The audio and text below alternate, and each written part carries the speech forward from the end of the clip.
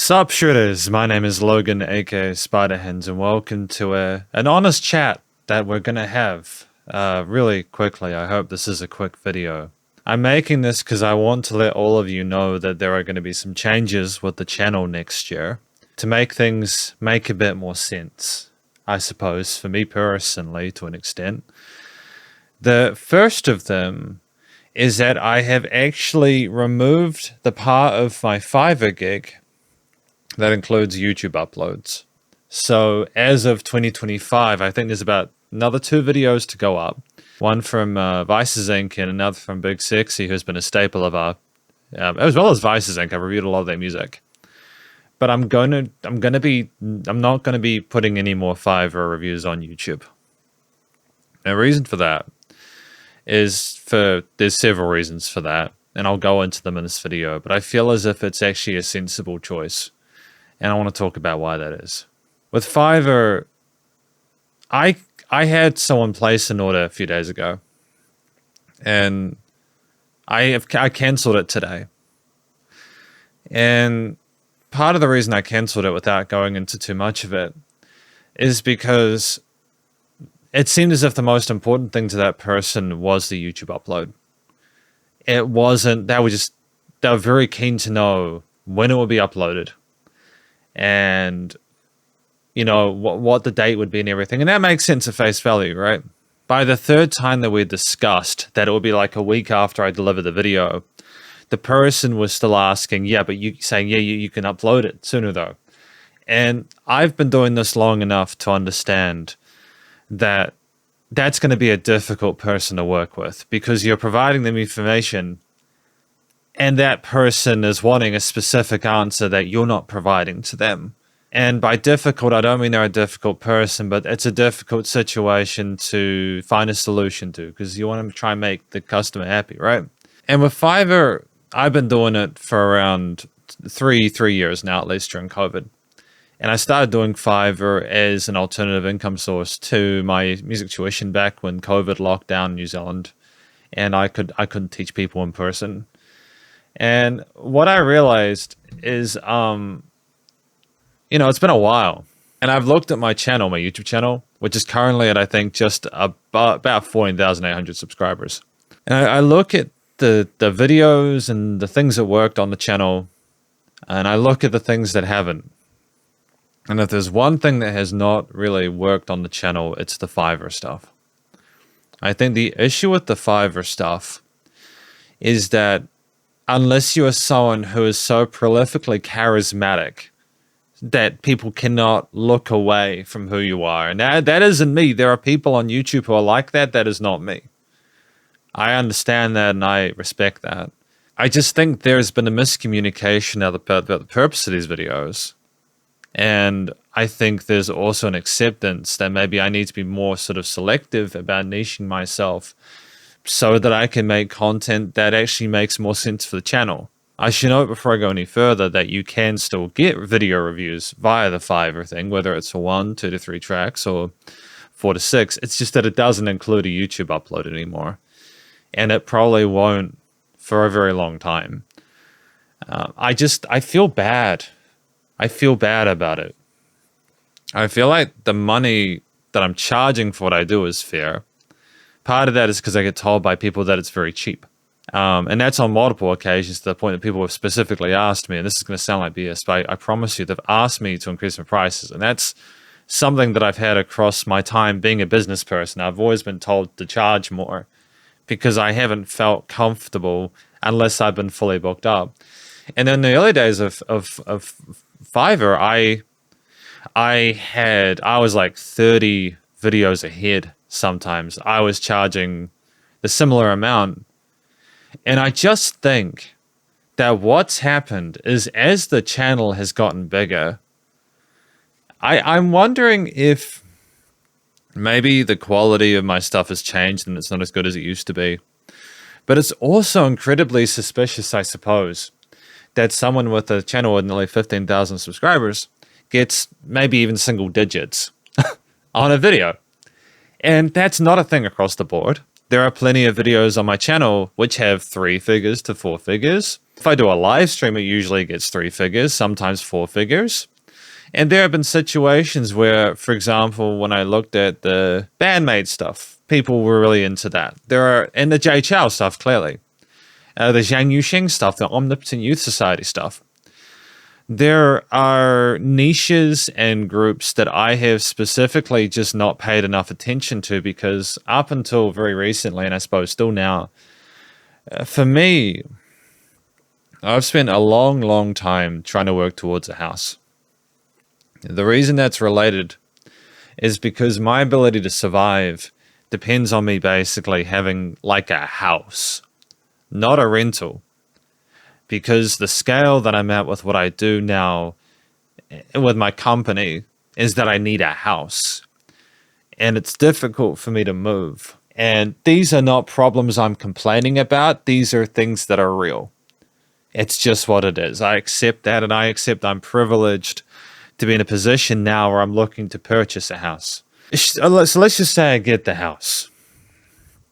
I have this channel where I feel like the people do like the videos, and I've gotten positive comments on my reviews in the past. But I feel like I need every video to be good. And that comes from taking better care of myself and trying to make better content. And I think I need to be more respectful of the YouTube algorithm. Because what I've also been thinking about is, okay, if I have some videos that do very, very well, but then I upload half of the videos and they do not do as well, YouTube might be thinking my content is shit. Maybe it is. But the problem is that with the Fiverr reviews, for example, I've gotten like 1,200 5-star ratings. So clearly musicians are happy. And I just, even though it's not Mr. Beast levels by any point, I feel like having nearly 15,000 subscribers means there's something there. And even though I've complained about Bilibili in the past, it is proof evident that if you find a niche and it's something that people don't have, you can get up to 100,000 fans in a month.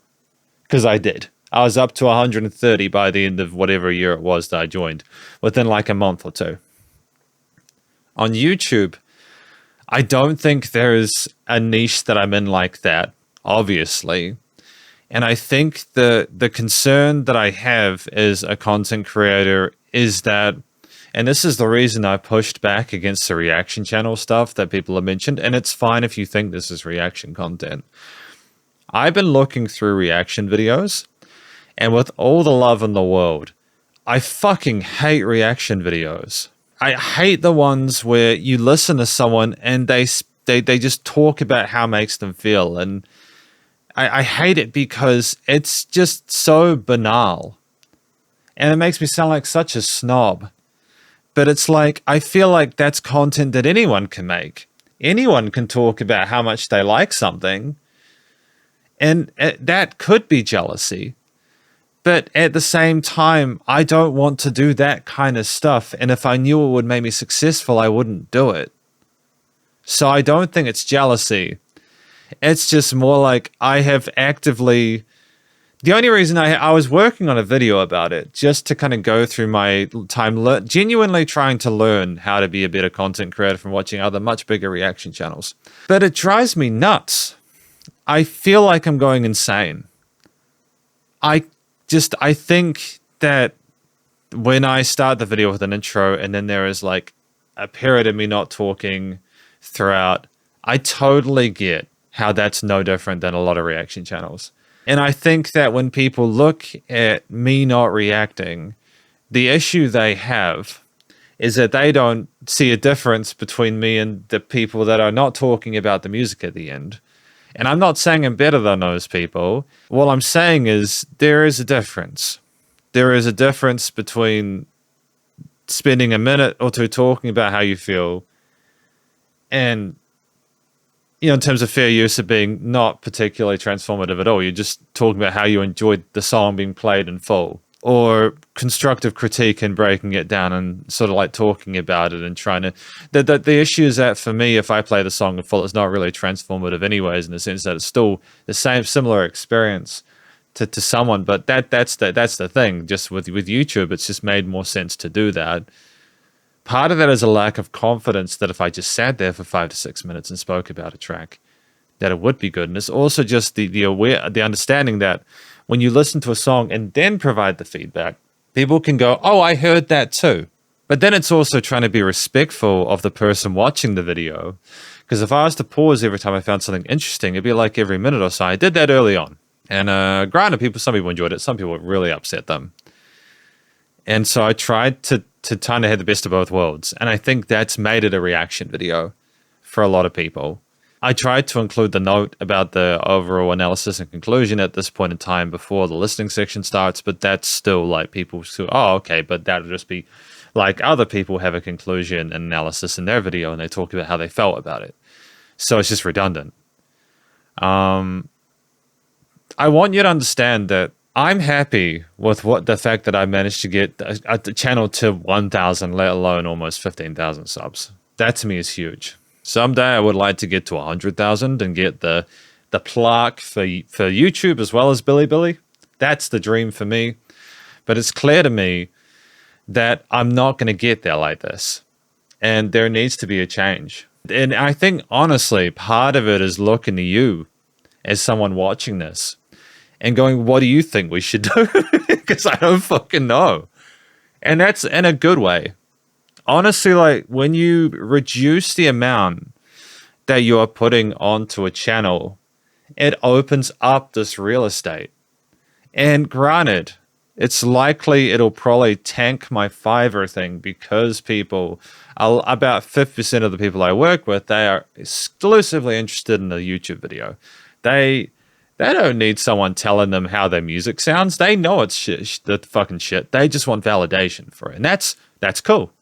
I am a musician. I understand when you release something into the world, you want people to tell you it's good. I understand that. That's not me being patronizing or condescending. But I feel like because I'm now taking that upload away, it might disincentivize people. There's also the fact that I'm probably going to change the price of the live reviews, the live stream reviews, from $5 to $6. So it'll be slightly more expensive to put a track through the live stream videos on Ko-fi. And the proof will be in the pudding, what people think and what people are okay with and stuff like that. I feel like $6 is fair. It's half the price of a Patreon subscription. Like, I'll still continue with the Patreon videos. And the live streams will be something I hope to continue back in 2025, but they'll be $6 as opposed to $5. And if that's a deal breaker for you, that's totally fine. But unfortunately, unless you're willing to sign up for Patreon, that'll be the only way you can get your music on the YouTube channel is through the live streams from now on. Now, with that said, I feel better about doing the paid videos in a cheaper form factor with the live streams because they're like a kind of a, I don't know, like a journey. You still get the song breakdown at the end, but it's a bit more succinct, You still get to hear the track in full and everything like that. So I feel like there's still sort of good vibes there. I want to review stuff personally. But I want SB reviews to be self-directed. I think that'd be smart. And there are songs from bands which I would like to check out. And I just find that I have to work around the fire. And I want YouTube to be happier with the content as well in general. Because I feel like if it's more sort of like, let's just say the average video gets a hell of a lot more than 8 views. Fuck yeah. That's awesome. That's going to be really great for the algorithm. And while they won't be daily videos, I'm just hoping that if there is a video that goes up, people will watch it and they'll enjoy it.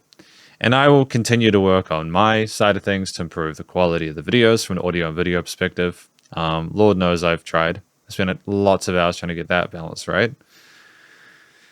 But yeah, I think that's going to be it. I think that, honestly, 2025, there aren't going to be Fiverr uploads, so that'll make the channel less busy. There'll still be the Patreon stuff, if people still want to support via that. I think there'll be live streams still, but they'll be $6 per track instead of $5. Yeah, I think that's basically it. I don't really have a lot else to say. I mean, I suppose most importantly, it's the end of the year. So if you're watching this, actually no, this will be released on New Year's Day, should I say, I think. Or maybe it'll be released soon. I don't know. It's a long video. I don't know if I've got to edit this and get it up before then. But either way, look, hopefully you all have a fantastic New Year's and a wonderful 2025. And if you have any bands or any musicians you'd like me to check out, feel free to leave a comment. Genuinely. We're going to have a lot more sort of like, we're going to have more real estate on the channel now. Not that there were like consistent reviews or videos before, but I just feel like from now on, if it's more focused and the schedule for live stream is more consistent, it'll be good. And I think, again, just allowing for maybe like, I don't know. I don't want to overpromise. I just want this channel to work, and I want people to enjoy the videos, and I want people to feel like they want to watch them, be genuinely interested, not for me, but to hear the music. And I just don't feel comfortable charging people if they have the expectation that the main point of what I'm doing is the actual promotion on YouTube itself, because it's just not. It's just not. So yeah. However, yeah. Stay cool, shredders. Spider Hands out.